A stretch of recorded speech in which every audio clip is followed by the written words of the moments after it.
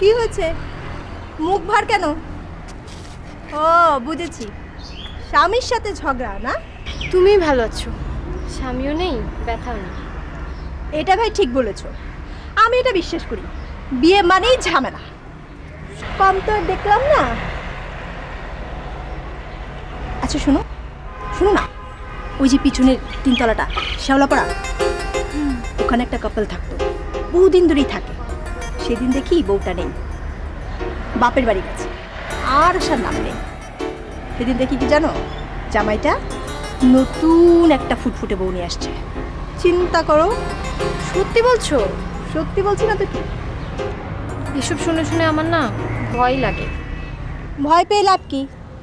সেজন্যই তো বলি, স্বামীকে চোখে চোখে রাখবে, নজরদারি করবে। অবশ্য তুমি নজরদারি করবে কি করে? তোমার স্বামী তোমার নজরের সামনে থাকলেই তো। রাত বিরাতে বাইরে থাকে, এটা কেমন চাকরি? রাত বিরাতের কাজ মানে কিন্তু দিনকাল যা পড়েছে, দেখো গিয়ে কাকে নিয়ে ঘুরে বেড়াচ্ছে, কি করছে। বাবা, আমি হলে তো এটা কিছুতেই মেনে নিতাম না। চাকরি হবে 10টা 5টা, রাত ভর আবার কিসের চাকরি? আমিও তো তাই বলি। শোনো ভাই, তোমাকে একটা কথা বলি, তোমার স্বামী তোমার কোনো কথাই পাত্তা দেয় না।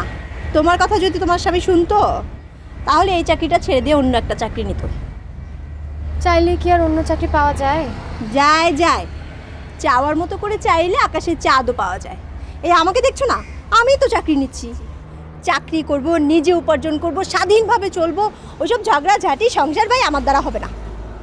আমি বিয়ে করে সংসার করতে পারি না, কিন্তু না, আমি বিয়ে করব না। আমি যেমন আছি খুব সুখে আছি।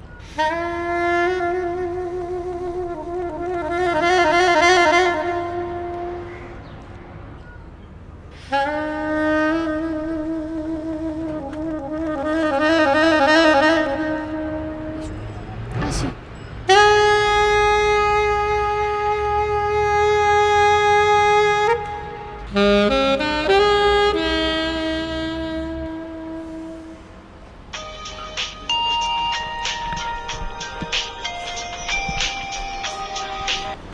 हेलो जी, सलाम भाभी। सॉरी जी मैडम। जी बॉस तो मीटिंग है मैडम। जी না না ম্যাডাম, মিটিং আগে থেকে ছিল। জি ওই যে মালয়েশিয়া থেকে বাইরে এসছেন, ওনাদের সঙ্গে মিটিং আর কি। না না, হংকংয়ের মিটিংটা ম্যাডাম গতকালকে ছিল। জি জি জি, আমি বলবো ম্যাডাম আপনাকে ফোন করতে। জি জি, না আসলে হ্যাঁ অনেক কাজ, অনেক কাজ তো এই জন্যে। জি জি, রাখছি ম্যাডাম। জি, সালাম।